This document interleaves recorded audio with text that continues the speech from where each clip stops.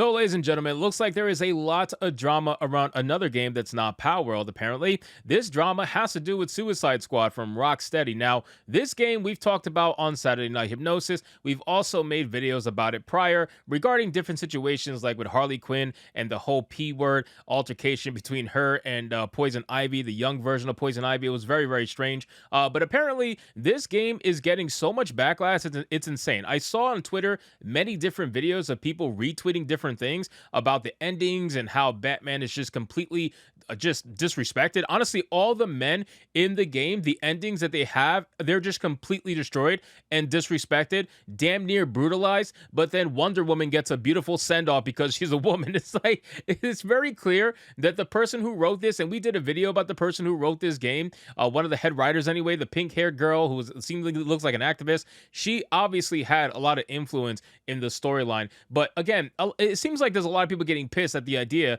that the good guys are getting killed off, but the game is about the Suicide Squad killing the Justice League. So that, like, they're literally telling you what's going to happen, but I guess it's the manner of which it happens that has a lot of people pissed off. So we have a headline here from Fandom Pulse that says Rocksteady's Suicide Squad shaping up as catastrophic failure, showing no respect for Batman Arkham canon. I didn't even realize that apparently this game is continuing or ending the Batman Arkham series canon. Had absolutely no idea. So I can see now why people have such a big issue with the way that they're ending the game for a lot of these characters, especially Batman. So let's get into this article, guys, from Fandom Pulse. But of course, before we do, look at this thing.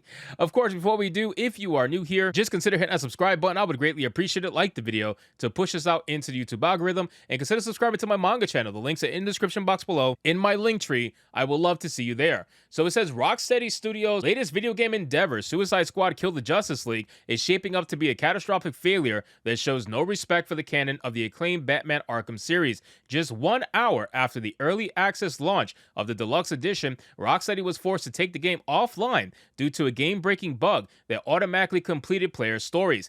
This launch debacle for the live service Suicide Squad game adds more fuel to the fire of what has already been a disastrous reception for Rocksteady. The developer, best known for the seminal Batman Arkham trilogy, has faced continuous backlash from fans ever since the announcement of this non-canon Suicide Squad game that seemingly abandons the well-established Arkham universe. So is it in the canon or is it not? Because I don't understand. I've seen so many people say that this is canon to the Arkham story, and now it's saying it's a non-canon Suicide Squad. I really don't know. Hopefully the article continues and lets me know. But the funny thing for me is that these live service games, they always have major problems. And the fact that this game had a game-breaking bug like that had so many people complete the game just immediately after the game released is hilarious to me, to the point that they had to take it down in order for them to actually do anything with it. I mean, how do you release a game in that state? This is modern day gaming at this point. This is why I never personally, I know a lot of people do, and that's fine. If you do, it's cool. But I never personally support early access games because I feel like you're just paying to beta test. And this game, it's not an early access game. It's released and you still feel like you're paying for a beta test. So you really can't win ultimately at the end of the day. It's like whatever you choose to do is on you, because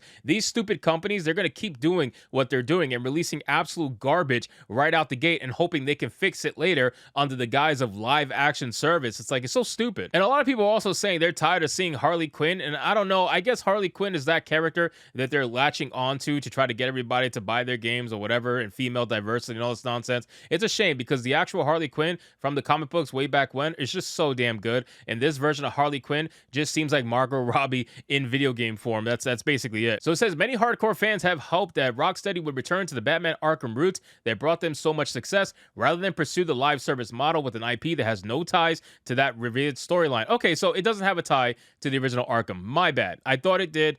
My mistake. I've seen so many people say that, but apparently it does not. However, Rocksteady has barreled ahead with what is increasingly looking like an epic failure that shows no respect for the canon.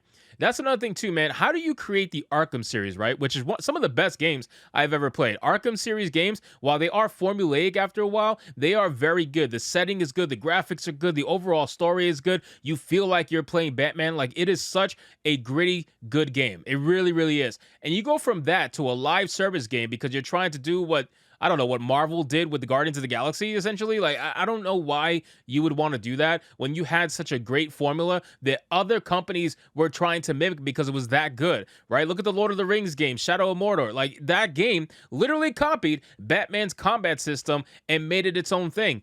So many people copying you because you had something good. So why would you leave that? Why would you abandon that to make a live service game? Because you're trying to chase the money. That's really what it is. It's unfortunate, but it's true. The catastrophic launch bug, which immediately completed player stories and prevented any gameplay, is the latest misstep that exposes Rocksteady's incompetence and lack of quality control. For players who paid an extra $30 for early access privileges, this is an inexcusable breach of trust and lack of value. Rocksteady's vague statement provides little comfort or accountability. This debacle also resurfaces controversies around always online requirements and the lack of an offline mode at launch. Rocksteady's refusal to add an offline mode or provide refunds epitomizes the company's anti-consumer practices and lack of good faith when things go wrong. It also echoes grievances around Rocksteady quietly adding controversial DRM late in development without transparency. Again, if you're funding live actions games, like live service games, you got to understand what you're getting into, okay? These people, this is why, like, Diablo, when it became online only, was such a big deal for a lot of people, but still, at the end of the day, it still got funded. I'm one of the people that bought Diablo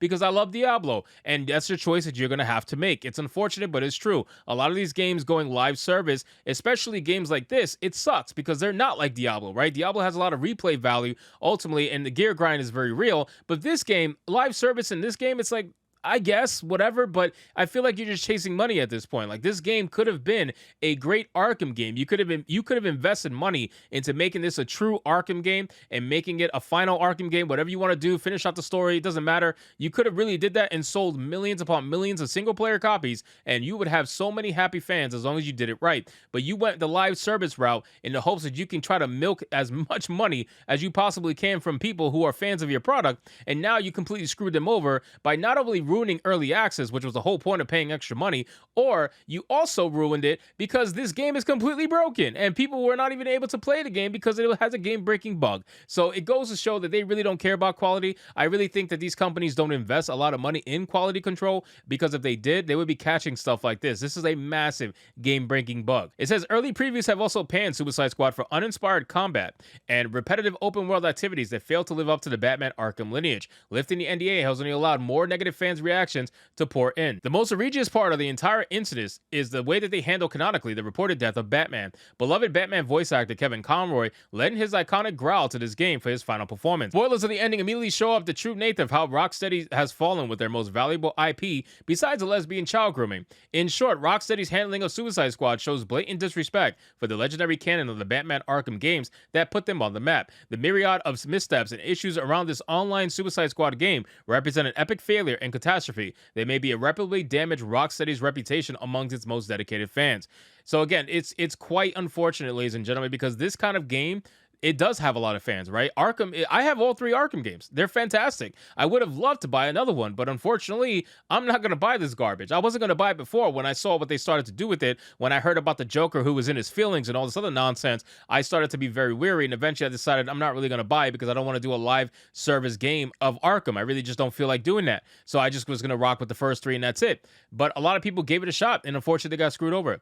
The lack of quality control and anti-consumer practices around the launch debacle only further the feeling that Rocksteady has lost its way and abandoned the roots that made them great. As Suicide Squad seemingly stumbles from one controversy and failure to another, many fans are left longing for the return of the Batman Arkham glory days. Man, you're just not going to get it. You're not going to get it. All these people, I'm not going to play the final scene out of spoilers, even though you obviously know what happens. I'm just not going to do it, and probably copyright too. But you guys who are waiting out and hoping that Arkham's going to go back to what it was, it's not, man. Anytime they co-opt these IPs and they take them over and they release garbage like this, the chances of them going back to how it was back in the glory days is very few and far between. So you're more likely that pigs are going to fly than you are going to actually get your game back or your IP back. It's just not going to happen. So you're just going to have to move on, find something else that's going to be good, and hopefully they don't co-opt those kind of games. So anyway, guys, thank you so much for watching this video. I hope you did enjoy it. If you did, consider leaving me a subscribe. I would greatly appreciate it. Don't forget to like the video, comment, let me know what you thought, and I'll see you guys on the next one.